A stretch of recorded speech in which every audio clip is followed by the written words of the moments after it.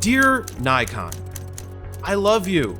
I've loved you since I was 15 when I bought my first real camera and real lens, the Nikon N90S with grip and an 80-200 2.8 ED. Now, I might not have known what I was doing yet or where photography would take me, but I knew wherever it took me, my Nikon would be right there by my side. Until it wasn't. But before we get to that, let's take a walk down memory lane. Nikon, you're my longest relationship. We've been together for more than half of my life, 25 mostly loving years. Like every long-term relationship, we've had our ups and downs.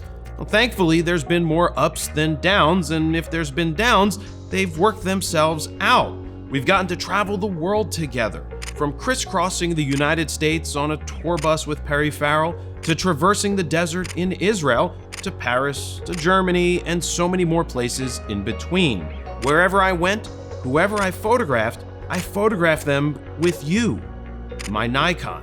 Like I said earlier, my first Nikon was the N90S, the first film camera that I purchased that was a Nikon, and from there, I saved up my pennies until I could bring home an F5. When it was time to go digital, you weren't exactly in the best place for me. You had the D100, which wasn't anywhere close to being a pro body.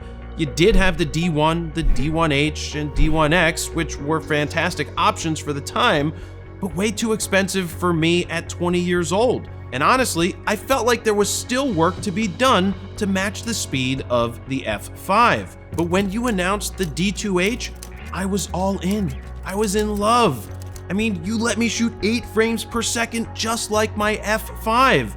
Sure, you were only 4.1 megapixels, but those files still hold up today, 20 years later. Now, I credit the D2H with reigniting my love for photography. You see, at the tail end of shooting film, I didn't know if I wanted to still be a photographer. But when I pressed your new digital shutter button and instantly saw the results, I was hooked. Over the next few years, I was able to slowly go from the D2H to the D2X and D2XS. But this is where our relationship hit a crossroads. The D2XS was great and all, but Canon was progressing much faster with full-frame cameras and even 1.3x crop factor ones for their sports cameras. It seemed like you were dragging your feet on entering the full-frame world, and I, like so many other photographers, contemplated jumping ship and cheating on you. But I decided to stick it out just a little bit longer, and that's when you did it. You changed the world with the announcement of the D3, the 24-70 2.8 and 14-24 2.8. This was a revolution. That was a pretty big day. It was 12/12/2007 when I picked that camera up, and that was a great camera, or is a great camera, and I got some of my best pictures out of it. The D3 did things other cameras could only wish they could do. I was not afraid to shoot at the unheard of ISO of 4,000. I could grab 9 frames per second with full AF, and I had dual card slots for the very first time. This camera not only saved our relationship, but it contributed to a lot of Canon sports shooters joining your ranks. After the D3, our journey continued with the D3S, which allowed me to record up to 5 minutes of 720p HD video and was the camera that launched my YouTube channel. Yeah, that's an S on the box. D3S. I look forward to using it, you know, having the extra light, low light capability is going to be interesting. I probably will try out the video mode just to play with it. From there, we grew together into the D4, the D4S, and finally, will this Nikon D5 be the last DSLR I ever own? This is where things start to get a little tricky in our relationship. You see, a little electronics company came along a few years ago and decided to turn the camera industry on its head. That, of course, was Sony. And man, oh man, was I harsh on their products. Terrible. It gets a 0.3 out of 10 on the wind tunnel test. Why?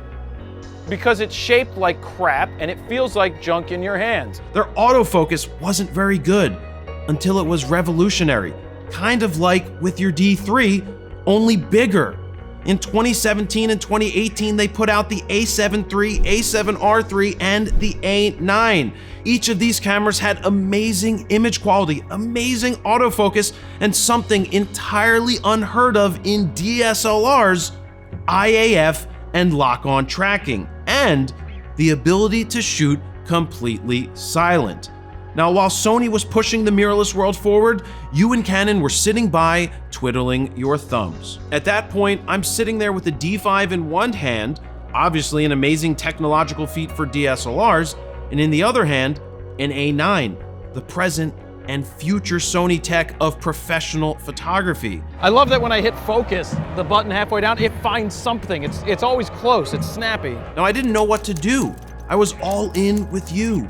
I had every lens I could ever want or need, but I didn't know what my next move was going to be. But you made my decision much easier when you released the Z6 and Z7. Now, I was not expecting two new mirrorless cameras from you at the same time.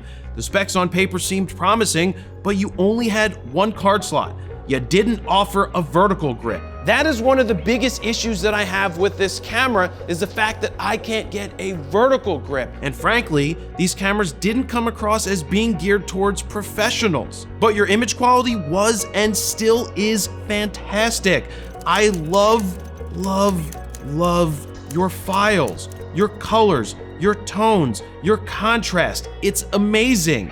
And at the time, my reviews of you were favorable. This is a fantastic first generation camera. It does so many things right. But the big question is, what about the Sony A7 III? I got some great images with the Z6 and Z7 and the Z glass. On top of that, your autofocus was clunky. There was no IAF, but I could move the focus points around old school style and get the job done pretty well. Plus, when comparing it to what your Canon counterpart had to offer in the way of the RP and the R, you matched up pretty well for the time.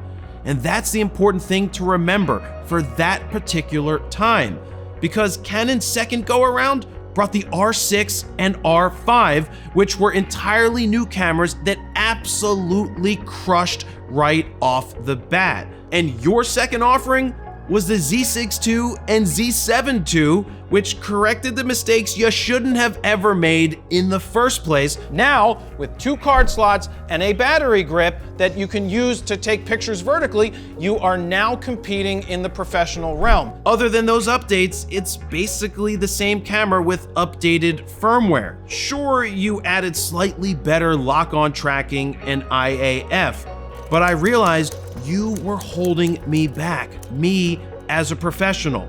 I was missing shots I should not have been missing, period. Shots that I would have no problem getting with Sony or Canon. I tried to stick it out as long as I could. I waited for a D3 miracle, but it was nowhere to be found. And in 2019, I sold $13,000 worth of your glass and picked up an A7R4 from Sony, and I haven't looked back yet. Now, I might be back someday. I might even make a stop over at Canon. But right now, it's you, not me. With love, Jared. Look, I don't take joy in having to write what I wrote in my love letter to Nikon. I captured amazing images through my years shooting with Nikon, even with the Z6 and Z7. And many of you still get the results that you're looking for with Nikon mirrorless. But right now, from my standpoint, if I'm missing images because the AF system can't keep up or is quirky or misses when it shouldn't miss, I can't rely on it. I can't trust it in important situations. And honestly, every situation is important. I can't be worrying that I have a few seconds to take a portrait of someone and the focus just doesn't hit where it's supposed to hit. Or I need to revert back to moving focusing points like in a DSLR and hope when I'm shooting at 1.2 that it actually hits. Or for those who shoot weddings, what would you do if the bride is walking down the aisle and the focus just can't find the subject? What are you gonna do when the shot can't be missed, but you missed it because the autofocus just isn't up to par compared to its competitors? You're screwed. With Sony and Canon's autofocus, I like to say, I'm able to capture shots I otherwise would have missed if I didn't rely on and trust their tech. But with Nikon, I'm missing shots I shouldn't be missing because the tech just isn't there for me, for my style of shooting. Here's a prime example. The subject is right in front of me, yet the face detect or IAF just can't find anything. It's not like these are extreme situations. Sometimes it works better than others, but with Sony and Canon, it's instant. A subject can enter from anywhere and IAF simply acquires. It hits far more times than it misses. I fully trust it. I get it. People love their Nikons. I loved my Nikons. But telling me that I don't understand how to use the Z's focus system and should really be moving the focusing points around versus letting the camera figure it out these days is just bullshit. I encourage any Nikon shooter who thinks Nikon's mirrorless AF is good enough to use an R5 or R6 or any Sony with IAF and lock-on tracking to see what you're missing. I guarantee you will be blown away.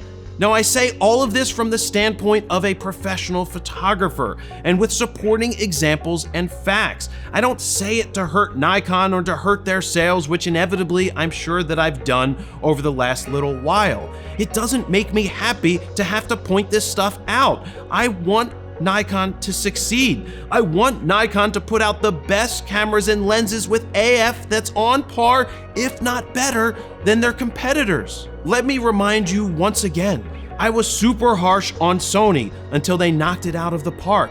I stood with Canon executives at the EOSR announcement in Hawaii and told them exactly what they needed to focus on. They even asked, should we make a 5D Mark V? And the answer was no, because DSLRs are not the future. And I give Canon major props for hearing what I and other photographers were saying and actually doing something about it in under 2 years. Nikon, on the other hand, they're behind. They also need to stop taking things I'm saying and backing up with proof so personally. I'm not looking to harm Nikon. I'm looking to help Nikon. You surprised the world with the D3, one of the greatest digital cameras ever made, period, end of story. The D3 put a major dent in Canon that took them years to recover from. Now, I don't know what Nikon's internal roadmap looks like. I've been told that there's amazing things in the works like the Z9 and that the AF is going to be mind-blowing. I certainly hope that's the case, because I look forward to the day when the new Nikons show up and I can report that Nikon's back. Until then, here's to hoping. JaredPolin, FroKnowsPhoto.com. See ya.